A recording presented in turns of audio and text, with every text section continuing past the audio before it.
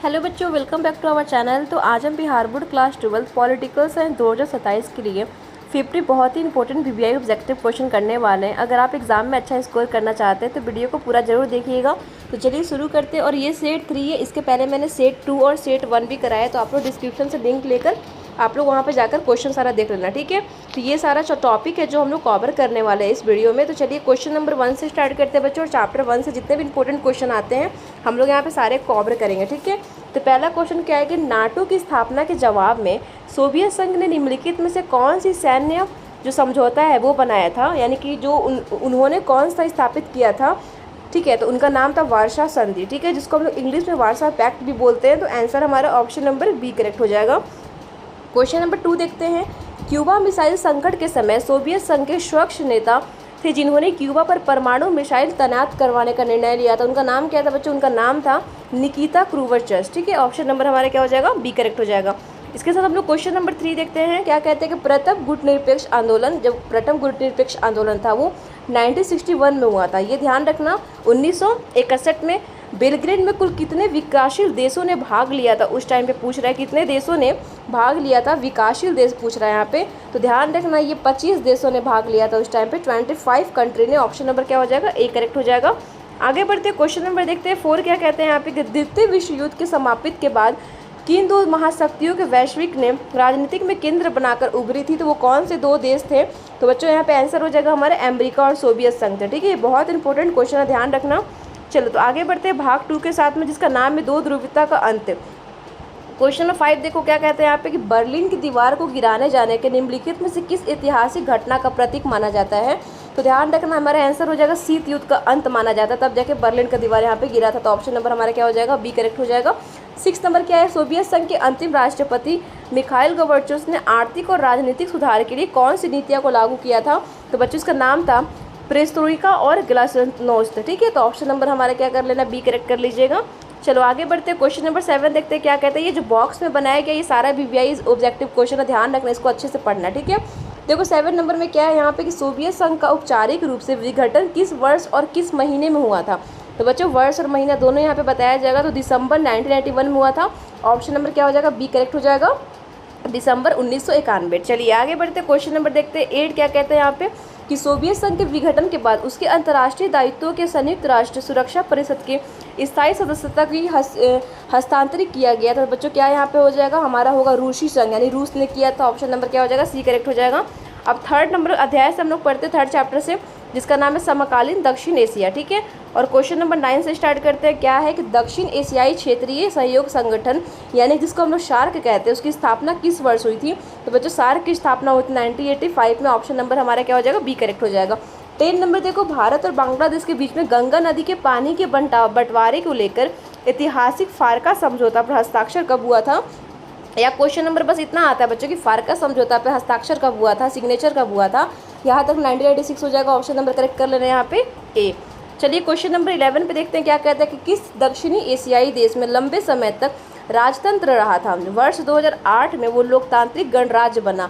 तो बच्चों वो कौन सा यहाँ पे देश था? तो उसका नाम था नेपाल, ठीक है, नेपाल था। ऑप्शन नंबर सी करेक्ट कर लेना। 12 नंबर देखो, श्रीलंका में लिट्टे और श्रीलंकाई सरकार के बीच में हिंसक जातीय संघर्ष के रूप में किस वर्ष समाप्त हुआ था? तो बच्चों किस वर्ष समाप्त हुआ था पूछ रहा है, तो यहाँ पे 2009 हो जाएगा, ठीक है। चलिए आगे बढ़ते हैं। क्वेश्चन नंबर यहाँ पे 12 हो गया। 13 पे आते हैं और इसका नाम है अंतर्राष्ट्रीय संगठन। इस चैप्टर से क्वेश्चन लेंगे। देखो संयुक्त राष्ट्र संघ यानी कि यूएनओ की स्थापना आधारिक रूप से किस तिथि को हुई थी? आधारिक रूप से पूछ रहा है बच्चों, तो यहाँ पे हुआ था 24 अक्टूबर 1945 को। ऑप्शन नंबर ए करेक्ट हो जाएगा। 40 देखो, संयुक्त राष्ट्र सुरक्षा परिषद जिसको हम यूएनसी बोलते हैं, उसमें कुल कितने स्थायी सदस्य देश थे जिन्होंने वीटो पावर प्राप्त है? जिसको वीटो पावर प्राप्त है और स्थायी सदस्य थे पूछ रहा है यहाँ पे। तो स्थायी सदस्य कितने थे? 5 थे। और यहाँ पे क्वेश्चन अगर आता यहाँ पे अस्थायी सदस्य कितने हैं तो 10 हो जाते हैं, ठीक है। लेकिन हमारा आंसर क्या होगा? यहाँ पे 5 होंगे क्योंकि स्थायी सदस्य पूछ रहा है। चलिए क्वेश्चन नंबर 15 देखते हैं क्या कहता है कि अंतर्राष्ट्रीय न्यायालय यानी कि ICJ के मुख्यालय विश्व के किस शहर में है? विश्व के शहर पूछ रहे हैं यहाँ पे। और यहाँ पे कौन सा देश भी पूछ रहा है, तो कहाँ पे है भी? तो हम लोग जानेंगे हो जाएगा हेग में, जो कि नीदरलैंड्स में है, ठीक है। तो ऑप्शन नंबर सी कर लेना।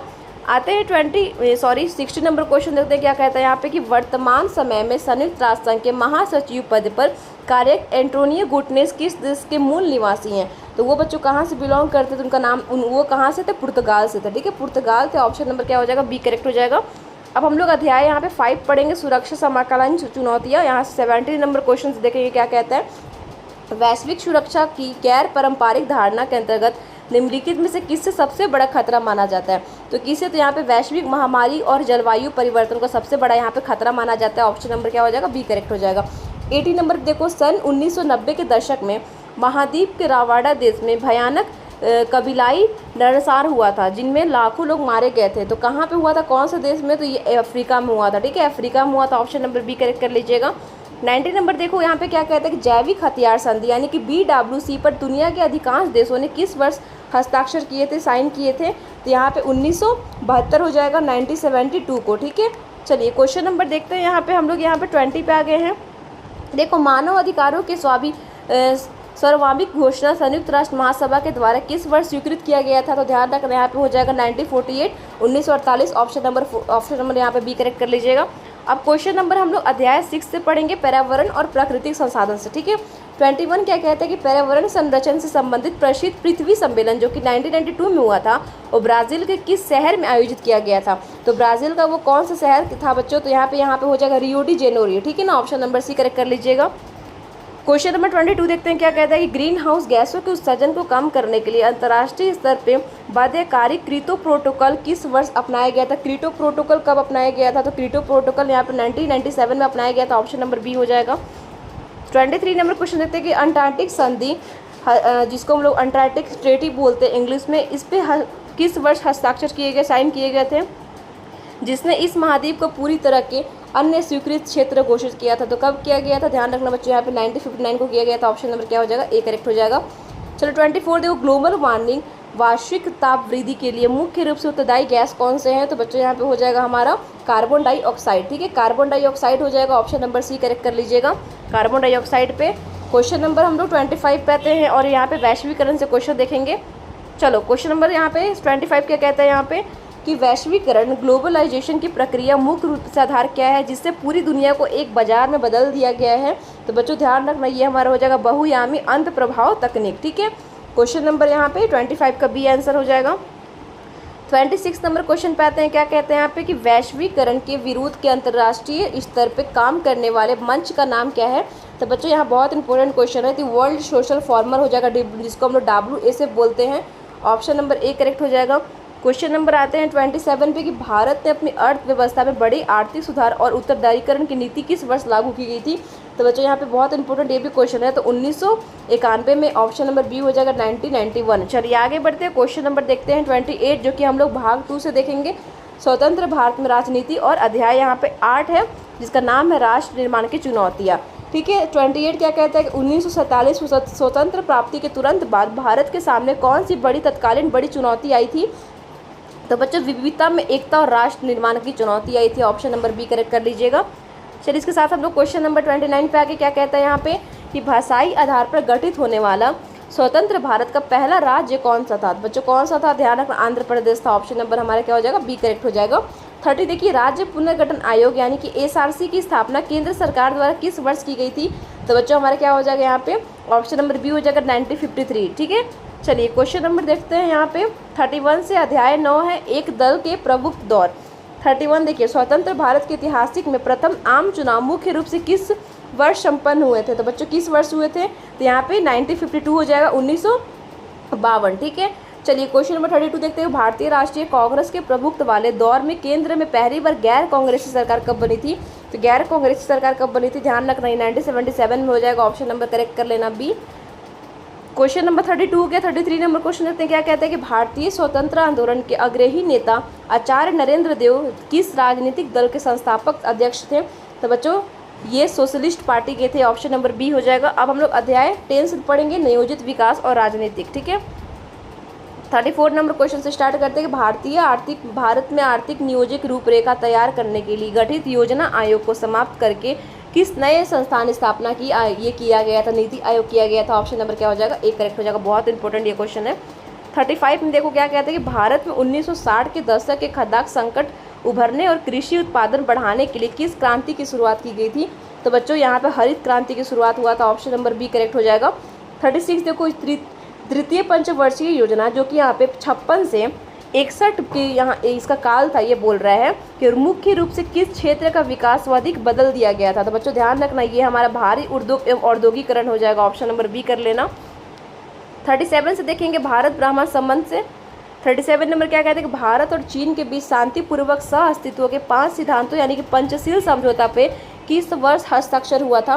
तो बच्चों ध्यान रखना, यहाँ पे हो जाएगा 1954 को हुआ था, ऑप्शन नंबर क्या हो जाएगा, यहाँ बी हो जाएगा। 38 नंबर क्वेश्चन पे आते हैं कि 1965 के भारत और पाकिस्तान युद्ध के दोनों देशों के बीच शांति स्थापना करने के लिए ताशकंद समझौता कब हुआ था। तो ताशकंद समझौता कब हुआ था, ध्यान रखना जनवरी 1966 में हुआ था, ऑप्शन नंबर करेक्ट कर लेना ए।